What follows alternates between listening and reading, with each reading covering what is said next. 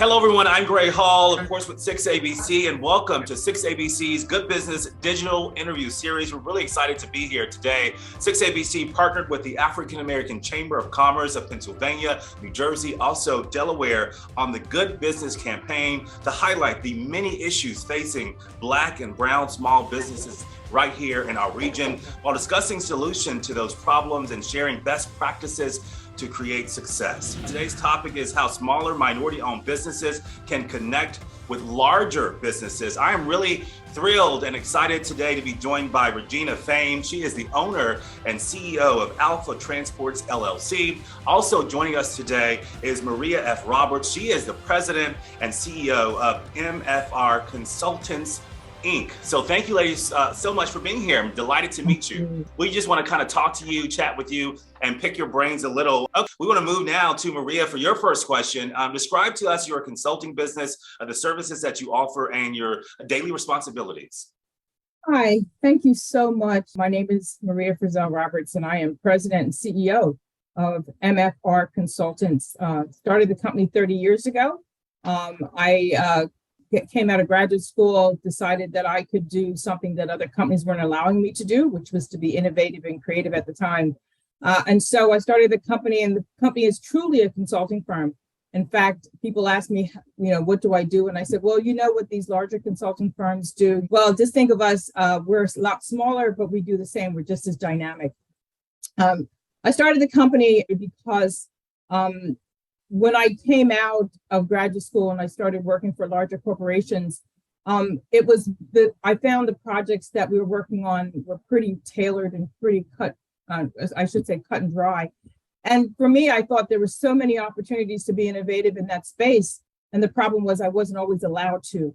And so I decided to start my own firm to bring innovation and creativity in areas that I thought could use it. And so we are a full-fledged consulting firm. We focus on large projects, and I've been doing this for the last 30 years and loving every minute of it. Great. And we all know that small businesses, of course, are the backbone of our community. So we appreciate that answer.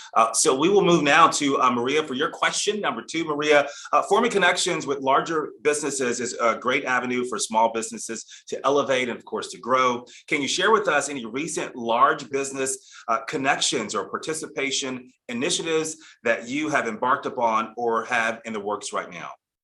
So historically, our company has aligned ourselves with large corporations. It has always been a struggle historically because of the companies not viewing minority-owned companies as having the same sort of cachet, the same sort of bench, the same sort of talent.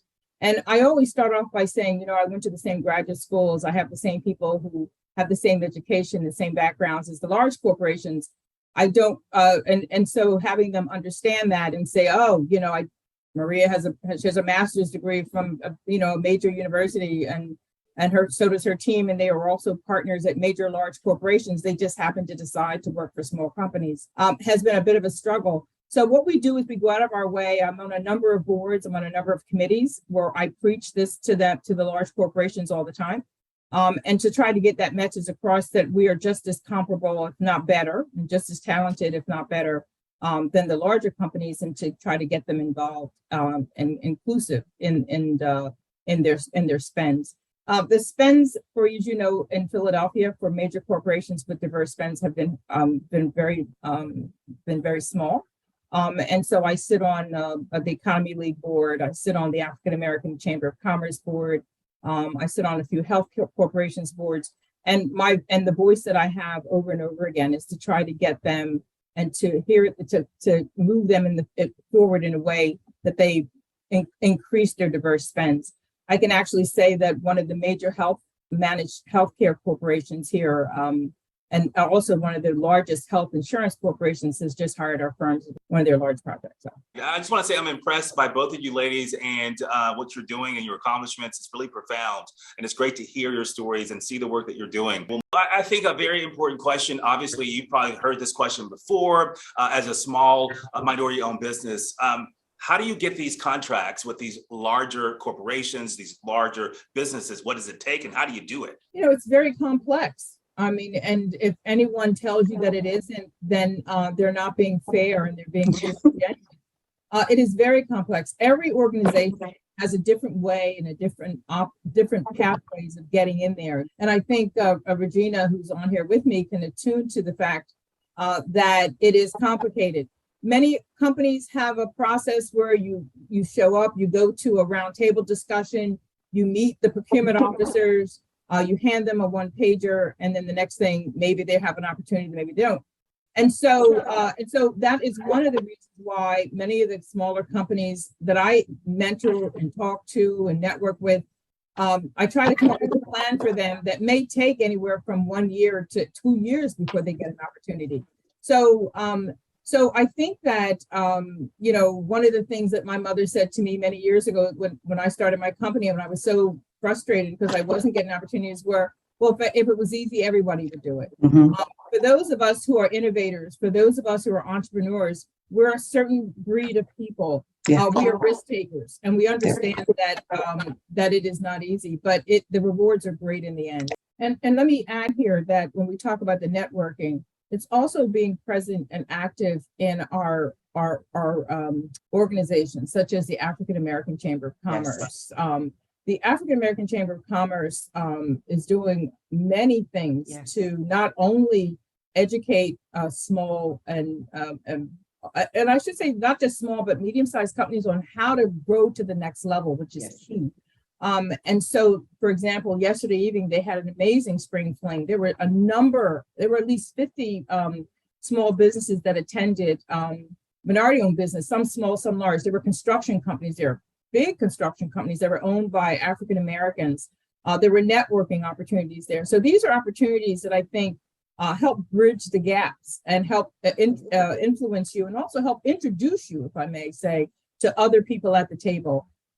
So I can't stress enough the importance of being present, to be seen, to be active, to be engaged, and also to join the Chambers of Commerce, the African American Chamber of Commerce.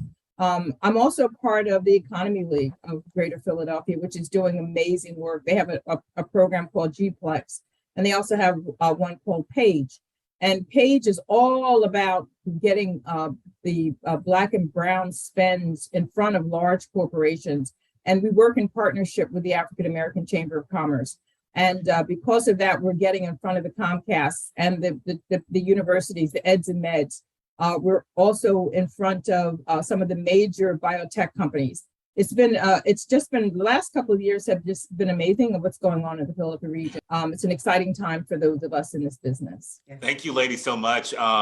You're small businesses, but you're doing big things. And I hear this resounding message of perseverance and not giving up, waiting till I get the yes. Can you just encourage some small business out there who's hearing a lot of no's and maybe giving up right now? How important is it to persevere and not give up and keep pushing and keep tugging until you get that yes? If it was easy, as Miss Maria said, everyone would do it. In fact, I think if you don't get a no, then you may be doing something wrong.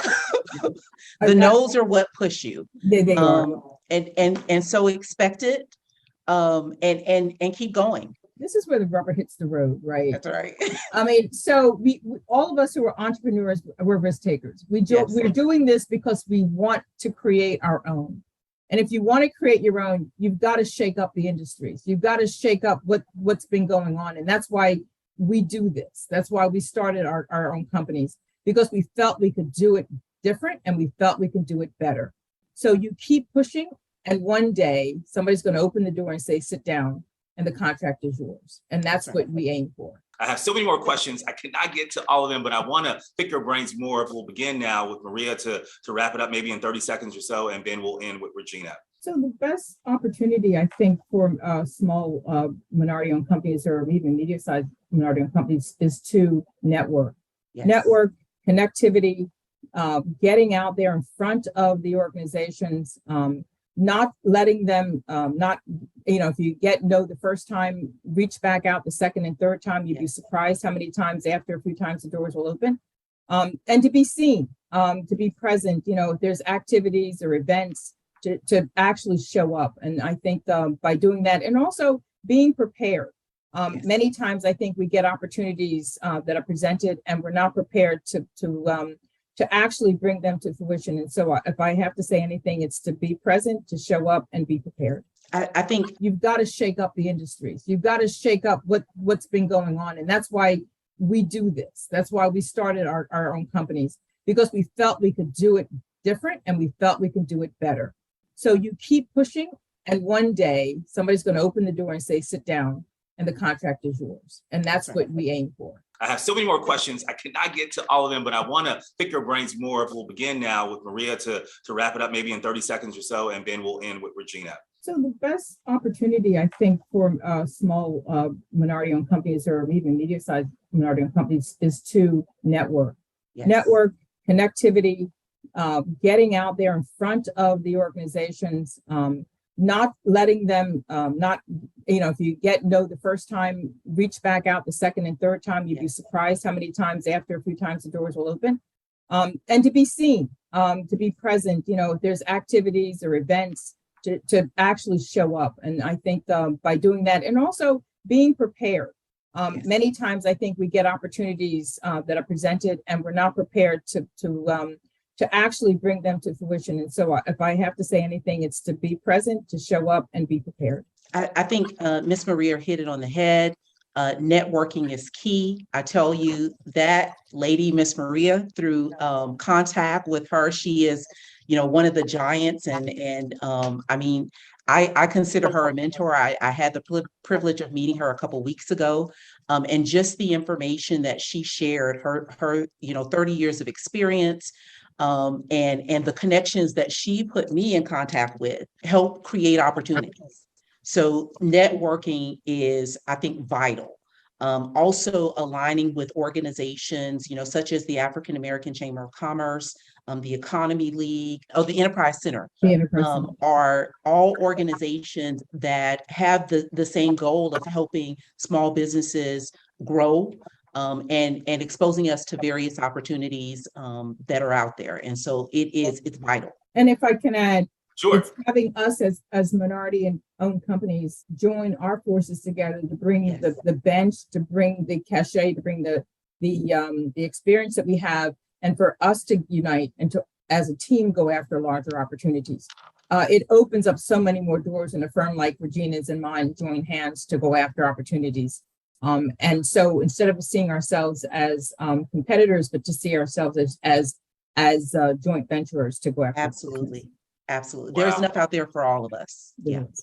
Well, I can say this, I've learned something today, and I'm sure our viewers learned something as well as they listen to this very engaging conversation on how smaller minority-owned businesses can connect with larger businesses. I think we have two of the best here to kind of illustrate that and talk to our viewers. So again, I appreciate you ladies so much. A big special thank you again to Regina Fain. She's the owner and CEO of Alpha Transports LLC. And of course, Ms. Maria F. Roberts. She is the president and CEO of MFR Consultants, Inc. Again, thank you so much, ladies, for being here.